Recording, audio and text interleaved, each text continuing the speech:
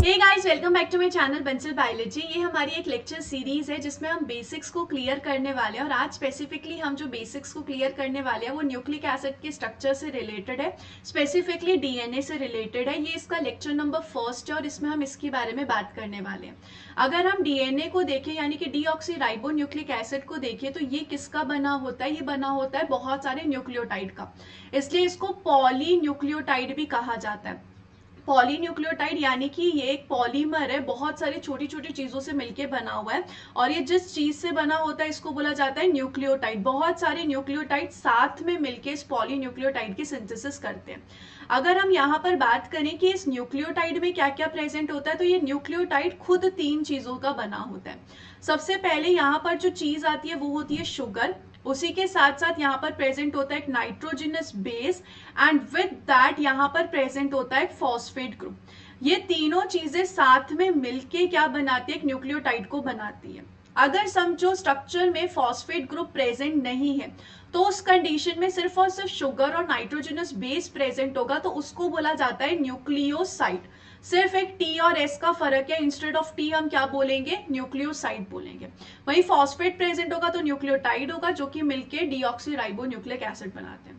सबसे पहले हम इधर देखते हैं कि इन तीनों का स्ट्रक्चर कैसे होता है और ये तीनों एक दूसरे से किस तरीके से अटैच होते हैं, ये जानना सबसे ज्यादा इंपॉर्टेंट है।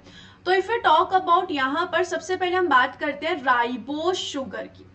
राइबोस शुगर की अगर हम बात करें तो इसका स्ट्रक्चर कैसा होता है? इसमें कितने कार्बन प्रेजेंट होंगे? इसमें टोटल 5 कार्बन प्रेजेंट होते हैं।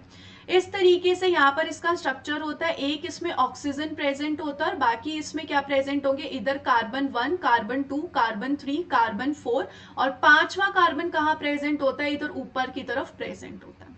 इसको हम 1 prime, 2 prime, 3 prime, 4 prime and 5 prime से भी डिनोट करते हैं। यहाँ पे अगर हम देखिए, अभी मैं बात कर रही हूँ राइबोस शुगर की, तो इसका स्ट्रक्चर क्या होगा? यहाँ पर OH प्रेजेंट होता है, इस तरफ H होता है। सेम यहाँ पर OH होगा, इस तरफ H होगा। यहाँ पर OH प्रेजेंट होता है और इस तरफ H प्रेजेंट होता है। लेकिन ये मैं बात कर रही हूँ राइबोस शुगर की। क्या हम यहाँ पे राइबोस शुगर होती है डीएनए में? नहीं, डीएनए में प्रेजेंट होता है डीऑक्सी राइबोस शुगर। यहाँ पर प्रेजेंट होता है डीऑक्सी राइबोस शुगर। तो कुछ तो ऐसा है जिसको हमने रिमूव किया। तो डीऑक्सी राइबोस शुगर में जो सेकेंड प्राइम पे कार्बन होता है उसमें OH ग्रुप प्रेजेंट नहीं होता है। इसमें इंस्टेड ऑफ OH ग्रुप आपको क्या मिलेगा? यहाँ पर इंस्टेड ऑफ OH ग्रुप यहाँ पे हाइड्रोजन प्रेजेंट होता है सेकेंड प्राइम कार्बन पे, इसलिए इसको डीऑक्सी राइबोस शुगर बोला जाता है। ये किसका स्ट्रक्चर हो गया? ये हमारे राइबोस शुगर का स्ट्रक्चर हो गया। अगर नेक्स्ट चीज देखें तो इसके साथ क्या प्रेजेंट होते हैं? इसके साथ प्रेजेंट होंगे nitrogenous base. If we talk about nitrogenous base, nitrogenous base का नाम ऐसा क्यों है? क्योंकि इसमें नाइट्रोजन ग्रुप प्रेजेंट होता है और इनकी जो एक्टिविटी होती है वो बेस की तरह होती है। इसलिए ये जो नाइट्रोजनस बेस होंगे ये टोटल 2 टाइप के होते हैं। एक होता है पायरिमिडीन्स और दूसरा होता है प्यूरिन्स। 2 टाइप के होते हैं, पायरिमिडीन्स एंड प्यूरिन्स। इनमें से कोई भी एक जो है जाके अटैच होता है शुगर से। पायरिमिडीन्स भी आगे 2 टाइप के होते हैं, वैसे ही प्यूरिन्स भी जो है वो आगे जाके 2 टाइप में डिवाइड होते हैं। जैसे कि if you talk about pyrimidine, तो पायरिमिडीन में क्या प्रेजेंट होगा? एक तो यहाँ पर प्रेजेंट होगा साइटोसिन और साइटोसिन के साथ साथ यहाँ पर प्रेजेंट होता है थाइमिन। ये 2 स्ट्रक्चर्स जो है किसमें आएंगे? पायरिमिडीन में आएंगे। वही if we talk about purines, तो प्यूरिन्स में कौन कौन सा स्ट्रक्चर आता है? प्यूरिन्स में आएगा एडिनिन, एडिनिन और गुआनिन, गुआनिन। सिर्फ अभी हम डीएनए की बात कर रहे हैं तो हम डीएनए के हिसाब से देख रहे हैं। इसको ये होता है CT और ये होता है AG। प्यूरिन्स और पायरिमिडीन्स ये दोनों के दोनों कैसे हैं? नाइट्रोजनस बेस है। अब हम यहाँ पर देख लेते हैं प्यूरिन्स और पायरिमिडीन्स के स्ट्रक्चर को। सबसे पहले अगर हम इन दोनों के बीच में डिफरेंस देख लें तो प्यूरिन्स और पायरिमिडीन्स में फर्क क्या होता है कि प्यूरिन्स में 2 साइक्लिक स्ट्रक्चर्स प्रेजेंट होते हैं, वही पायरिमिडीन में एक ही होता है। किस तरीके से, अभी आपको समझ में आ जाएगा। अगर मैं यहाँ पर सबसे पहले पायरिमिडीन की बात करूं तो पायरिमिडीन में किस तरीके का स्ट्रक्चर होता है? जैसा कि मैंने कहा, यहाँ पर सिर्फ एक ही साइक्लिक रिंग प्रेजेंट होंगी। सिर्फ कितनी साइक्लिक रिंग है? एक साइक्लिक रिंग प्रेजेंट है। इस साइक्लिक रिंग में, खुद रिंग में ही नाइट्रोजन प्रेजेंट होता है और इसमें एक इस तरफ नाइट्रोजन होता है और एक इस तरफ नाइट्रोजन होता है। इंस्टेड ऑफ कार्बन यहाँ पे क्या प्रेजेंट होता है? नाइट्रोजन प्रेजेंट होता है। तो आप नंबरिंग किस तरीके से करते हो? 1, 2, 3, 4, 5 एंड 6, यानी कि पहला और थर्ड नाइट्रोजन पे, पहला और थर्ड पोजीशन पे नाइट्रोजन प्रेजेंट है। उसके अलावा यहाँ पर बाकी सारे कार्बन होते हैं और यहाँ पर इस तरीके से क्या प्रेजेंट होता है, हाइड्रोजन मॉलिक्यूल प्रेजेंट होता है। इसको हम बैलेंस कर लेते हैं डबल बॉन्ड के साथ, तो यहाँ पर इस तरीके से प्रेजेंट होता है डबल बॉन्ड। हमें सिर्फ कितना क्या रिमेंबर करना है कि फर्स्ट एंड थर्ड पे क्या प्रेजेंट है, नाइट्रोजन प्रेजेंट है, दैट्स इट। इतनी चीज हमें पायरिमिडीन में रिमेंबर करनी है। If we talk about purines, तो प्यूरिन्स का किस तरीके से स्ट्रक्चर होता है, प्यूरिन में यहाँ पर जैसा कि मैंने आप लोगों को पहले ही कह दिया, इसमें 2 रिंग्स प्रेजेंट है, इंस्टेड ऑफ 1 यहाँ पर प्रेजेंट होंगी 2 रिंग्स, ठीक है। और यहाँ पर आप देख सकते हैं कि हमने नंबरिंग किस तरीके से की है, यहाँ पर हमने नंबरिंग की है एंटी क्लॉकवाइज जाके, वहीं यहाँ पर आपको नंबरिंग किस तरीके से करनी होगी, क्लॉकवाइज डायरेक्शन में आपको नंबरिंग करनी है। तो यहाँ पर होगा, यहाँ से शुरू होता है 1, यहाँ पे आएगा 2, यहाँ पे आएगा 3, यहाँ पे आएगा 4, यहाँ पे आएगा 5, यहाँ पे आएगा 6। इस तरीके से आपने एक रिंग की कर दी। उसके बाद सेकेंड रिंग में आप जाओगे तो इधर आएगा 7, इधर आएगा 8, इधर आएगा 9। तो इसमें यहाँ पे फिर से एंटी क्लॉक चल रहा है और इसमें क्लॉकवाइज चल रहा है। तो ये नंबरिंग याद रखना बहुत ही ज्यादा जरूरी है। इसमें भी नाइट्रोजन प्रेजेंट होता है रिंग में, जैसे कि थर्ड पोजीशन पे होगा, फर्स्ट पोजीशन पे होगा, सेम एज पायरिमिडीन, और उसी के साथ साथ 7th और 9th लोकेशन पे प्रेजेंट होगा। यानी कि दोनों पे ही 5th पे प्रेजेंट नहीं है। बाकी अगर हम देखें ऑड नंबर 1, 3, 7, 9 सब पे, सिर्फ 5th पे नहीं है। आप इस तरीके से याद कर सकते हैं। इसमें बाकी सारी जगह भी कार्बन प्रेजेंट होगा और बाकी यहाँ पर क्या प्रेजेंट होगा, इधर हाइड्रोजन, इधर इसके साथ हाइड्रोजन और इधर इसके साथ हाइड्रोजन। इसी के साथ साथ हमें इसे डबल बॉन्ड के साथ पहले के जैसे करना पड़ेगा।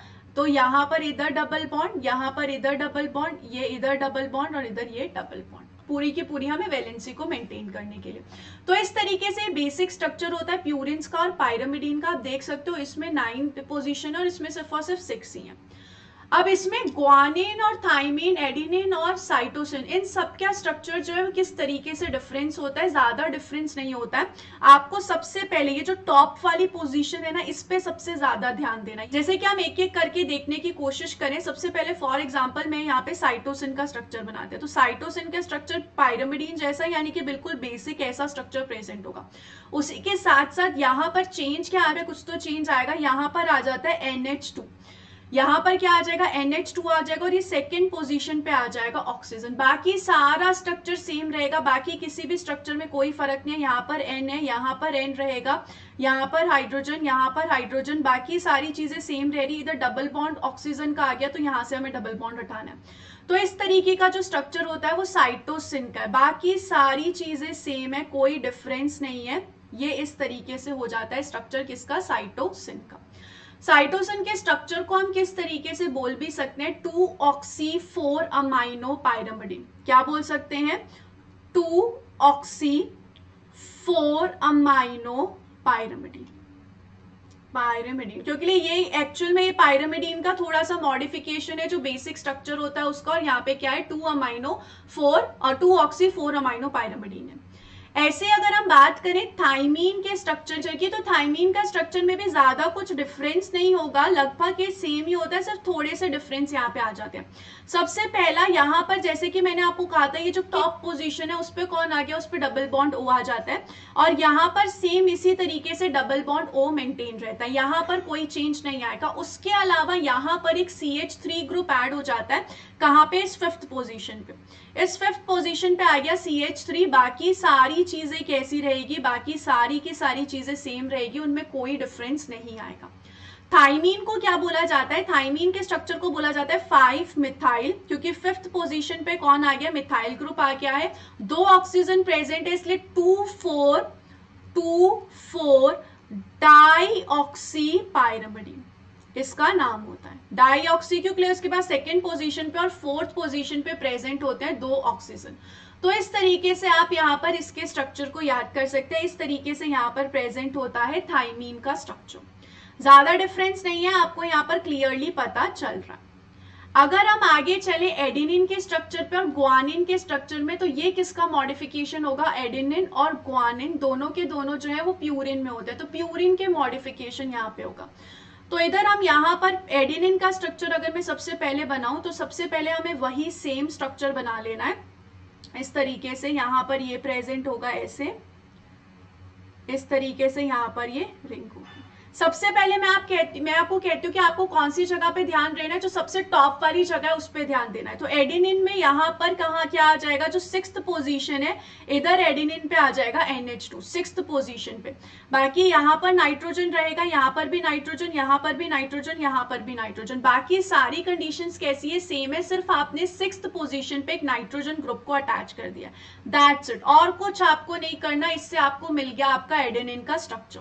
सो एडेनिन के स्ट्रक्चर का नाम क्या होगा, हमने 6th पोजीशन पे ऐड करवाया एक अमाइनो ग्रुप को, तो उसी हिसाब से एडेनिन का स्ट्रक्चर का नाम भी रखा जाता है और वो होगा 6 amino purine, 6 amino purine, that's it, हो गया बस 6 पोजीशन पे अमाइनो ग्रुप। अगर हम ग्वानिन का स्ट्रक्चर देखें तो ग्वानिन में भी सेम हमारा ये जो प्यूरिन का स्ट्रक्चर है वैसा ही बेसिक सा स्ट्रक्चर प्रेजेंट होगा। यहाँ पर आ जाएगा डबल बॉन्ड O, इधर नाइट्रोजन प्रेजेंट होगा, इधर भी नाइट्रोजन होगा, इधर भी नाइट्रोजन होगा, इधर भी नाइट्रोजन होगा। बाकी सारी चीजों में कोई चेंज नहीं आएगा। इसके अलावा इसके स्ट्रक्चर में एक और चीज ऐड हो जाएगी, दैट इज NH2, और वो NH2 कहाँ पे आ जाएगा, वो NH2 यहाँ पे आ जाएगा। इस तरीके से बस यहाँ पर NH2 आ गया, जो NH2 यहाँ पे प्रेजेंट था इंस्टेड ऑफ वो NH2 यहाँ पे आ चुका है, दैट्स इट। और आपको इस स्ट्रक्चर में कोई चेंज नहीं करना है, यही इसी तरीके से यहाँ पर प्रेजेंट होता है इसका स्ट्रक्चर। सो इस स्ट्रक्चर को, ग्वानिन को अगर हम नाम दे तो ग्वानिन का क्या नाम होगा, 6-oxy-2 अमाइनो प्यूरिन। इस स्ट्रक्चर का क्या नाम होगा, 6-oxy-2 अमाइनो प्यूरिन। ये इस तरीके से स्ट्रक्चर होते हैं चारों के चारों। आई होप आपको इजीली ये याद हो जाएंगे, इतनी इसमें दिक्कत नहीं होगी, क्योंकि इजी से स्ट्रक्चर है, इतना डिफिकल्ट नहीं है। आपको प्यूरिन और पायरिमिडीन बेसिक से याद है तो आप उससे आराम से इन स्ट्रक्चर्स को ड्रॉ कर सकते हैं। So if we move further, अगर हम यहाँ पर आगे बढ़े, देखें कि ये किस तरीके से जो नाइट्रोजनस बेस है ये कनेक्ट होते हैं शुगर के साथ। अब क्वेश्चन ये आता है कि किस तरीके से कनेक्ट होते हैं। तो सबसे पहली चीज, नाइट्रोजनस बेस में जो पायरिमिडीन और प्यूरिन है वो डिफरेंट ग्रुप्स के थ्रू अटैच होते हैं। फॉर एग्जाम्पल अगर मैं नाइट्रोजनस बेस में बात करूं पायरिमिडीन की, तो पायरिमिडीन जो है वो शुगर से किस तरीके से अटैच होता है, ये अटैच होगा अपने ये जो फर्स्ट नंबर वाले नाइट्रोजन है इसके द्वारा। तो ये किससे ज्वाइन होता है, फर्स्ट पोजीशन से ज्वाइन होता है। पायरिमिडीन की बात कर रही हूं मैं। वहीं अगर हम बात करें प्यूरिन की, तो प्यूरिन शुगर से किस पोजीशन से अटैच होता है, यहाँ पर ये जो 9th पोजीशन है, यहाँ पर ये जो 9th पोजीशन है इसके थ्रू यहाँ पर ये ज्वाइन होगा, 9th पोजीशन के थ्रू। ठीक है, सो अब हम यहाँ पर देखते हैं कि ये दोनों ज्वाइन किस तरीके से होते हैं। फॉर एग्जाम्पल यहाँ पर अगर मैंने फिर से बना लिया एक शुगर का मॉलिक्यूल, इस तरीके से हमारे पास शुगर प्रेजेंट है, डीऑक्सीराइबो शुगर प्रेजेंट है। यहाँ पर प्रेजेंट होगा OH, यहाँ पर प्रेजेंट होगा हाइड्रोजन, यहाँ पे प्रेजेंट होगा OH और यहाँ पर प्रेजेंट होगा CH2OH। शुगर मॉलिक्यूल के साथ जो नाइट्रोजनस बेस है वो कहाँ पे अटैच होता है, फर्स्ट कार्बन पे अटैच होता है। यानी कि शुगर का क्या होगा, शुगर का यहाँ पर फर्स्ट कार्बन होगा, 1' कार्बन होगा।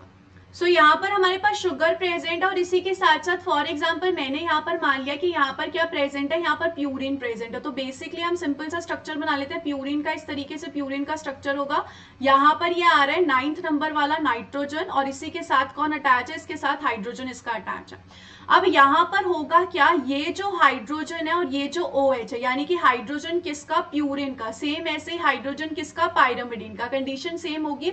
और फर्स्ट प्राइम वाले कार्बन का OH, ये दोनों क्या करेंगे, ये दोनों रिमूव हो जाएंगे H2O के फॉर्म में। ये क्या हो चुके हैं, रिमूव हो चुके हैं, जिसकी वजह से यहाँ पर सिंथेसाइज हो जाएगा एक ग्लाइकोसाइडिक बॉन्ड। तो इसकी वजह से अब आपको किस तरीके का स्ट्रक्चर दिखेगा, यहाँ पर प्रेजेंट होगा डायरेक्टली। अभी किससे कनेक्टेड हो जाएगा, डायरेक्टली ये कनेक्ट हो जाएगा हमारे एडेनिन से।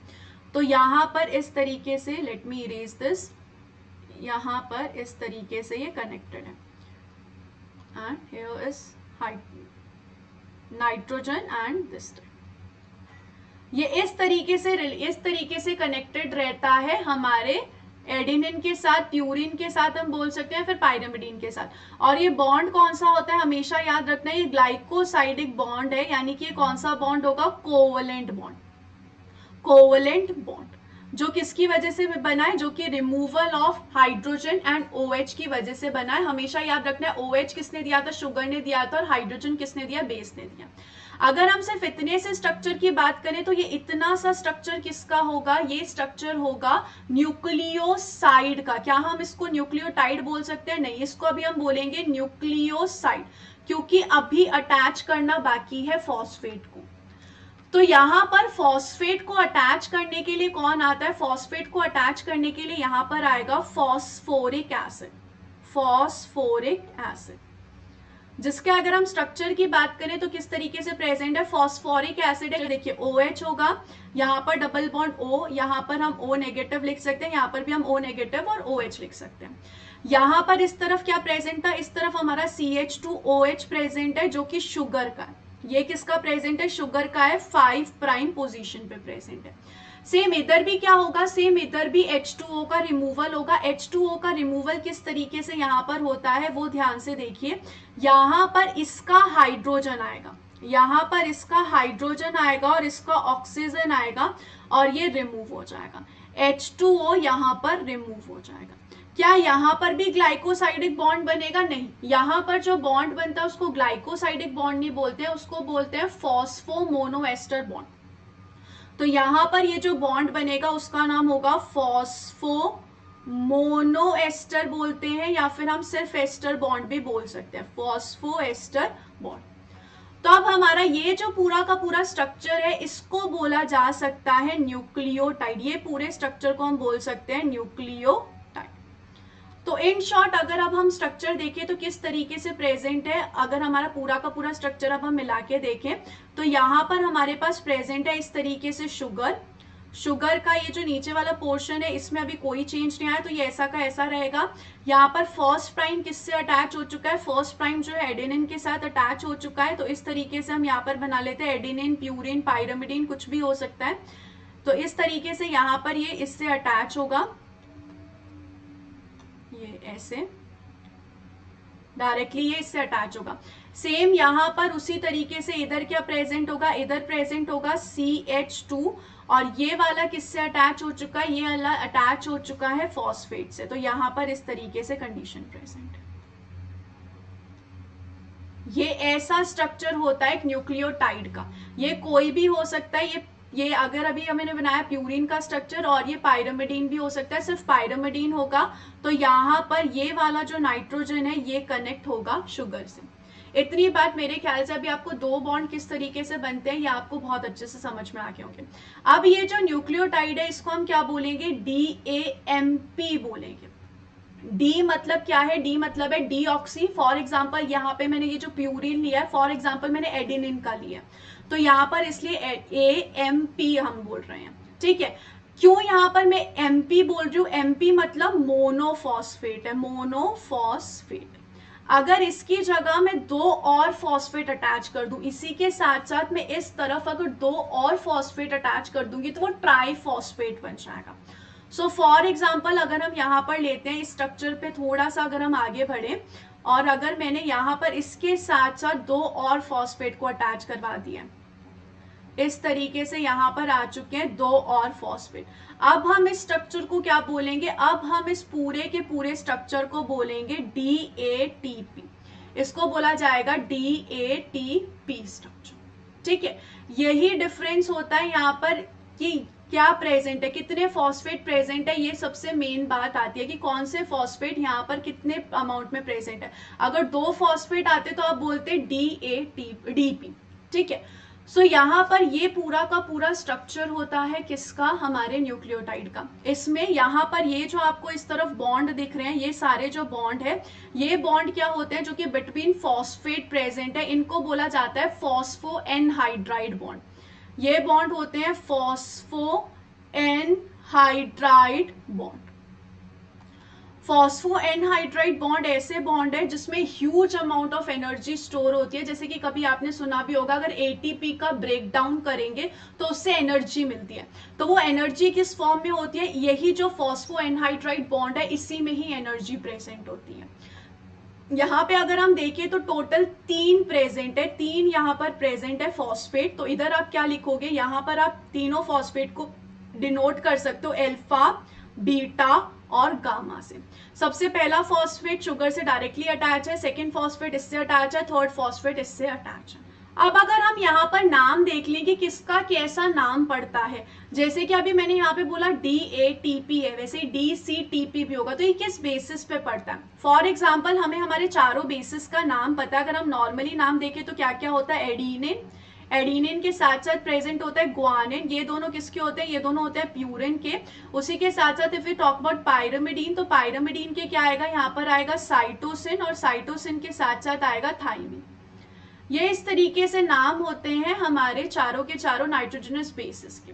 अगर हम यहाँ पर देखें फॉर एग्जांपल, यहाँ पर अगर हम बोले कि न्यूक्लियोसाइड में ये प्रेजेंट है, नॉट न्यूक्लियोटाइड, ये किस में प्रेजेंट है, न्यूक्लियोसाइड में प्रेजेंट है, तो उस हिसाब से आप इनके नाम को किस तरीके से चेंज करेंगे। जैसे कि अगर हम एडिनिन का नाम देखें तो एडिनिन के आगे पहले तो हम डीऑक्सी लगाएंगे, और उसी के साथ साथ हम बोलेंगे इसको डीऑक्सी एडिनोजाइन, इसको बोला जाएगा डीऑक्सी एडिनोजाइन, एडिनोजाइन। ऐसे अगर हम यहाँ पर ग्वानिन की बात करें तो ग्वानिन का चेंज करके हम क्या बोल देंगे, डीऑक्सी ग्वानोजाइन, ग्वानोजाइन। अगर साइटोसिन की बात होगी तो साइटोसिन के पीछे आपको टिडिन लगा देना, जैसे कि यहाँ पर किस तरीके से नाम होगा इसका, इसका नाम हम रख देते हैं डीऑक्सी साइटिडिन। और लास्ट थाइमीन के नाम पे भी आपको इसी तरीके से चेंजेस कर देने हैं। थाइमीन के नाम पे क्या आ जाएगा, डीऑक्सी थाइमिडिन, डीऑक्सी थाइमिडिन। पर ये सारे नाम कब आएंगे, जब हम न्यूक्लियोसाइड की बात करें। अगर हम न्यूक्लियोटाइड की बात करें तब क्या चेंज आएगा, मैं यहाँ पर लिख देती हूँ nucleotide. If we talking about nucleotide then नाम किस तरीके से चेंज होगा, देन एडिनोजाइन नहीं आएगा, देन आएगा डीऑक्सी एडिनाइलेट, यहां पर आएगा डीऑक्सी एडिनाइलेट। सेम ग्वानोजाइन का भी नाम उसी तरीके से चेंज हो जाएगा, डीऑक्सी ग्वानाइलेट, डीऑक्सी ग्वानाइलेट। सेम साइटोसिन का नाम भी चेंज हो जाएगा, डीऑक्सीसाइटिडाइलेट, डीऑक्सीसाइटिडाइलेट। सेम आपको इसी तरीके से सबके नाम चेंज करते हुए चलना है। थाइमिडीन में भी सेम यही चेंजेस आ जाएगा जैसे आपने साइटोसिन में किया है, डीऑक्सी थाइमिडाइलेट। ये सारे जो चेंजेस है ये न्यूक्लियोटाइड के नाम में आएंगे और न्यूक्लियोसाइड के नाम में आएंगे, ये आपको याद रखना है। सो आई होप कि आपको इधर अच्छे से समझ में आ गया होगा कि किस तरीके से न्यूक्लियोटाइड की सिंथेसिस होती है, किस तरीके से यहाँ पर जो शुगर है वो नाइट्रोजनस बेस से अटैच होती है और किस तरीके से यहाँ पर वो फॉस्फेट से अटैच होगी। सिमिलरली यहाँ पर भी अगर मैं बता देती हूँ कि जब फॉस्फेट भी अटैच होते हैं एक दूसरे से, जब फॉस्फेट भी अटैच होंगे तब भी सेम यहाँ पर भी क्या होगा, यहाँ पर भी H2O का रिमूवल ही होता है। सेम जैसे कि हमने यहाँ पर भी H2O का रिमूवल किया था, यहाँ पर भी H2O का रिमूवल होगा, तो यहाँ पर भी H2O का रिमूवल होगा, जिसकी वजह से फॉस्फो एनहाइड्राइड बॉन्ड बनता है। इससे आपको समझ में आ गया होगा किस तरीके से न्यूक्लियोटाइड का सिंथेसिस होता है। इसके बाद वाले लेक्चर्स में हम देखेंगे किस तरीके से पॉलीन्यूक्लियोटाइड बनता है और फिर किस तरीके से डीएनए का स्ट्रक्चर बनता है। आई होप आपको ये लेक्चर जो है वो बहुत हेल्पफुल रहेगा। Thank you so much guys for watching this video. Don't forget to subscribe my channel and share this video with all your friends.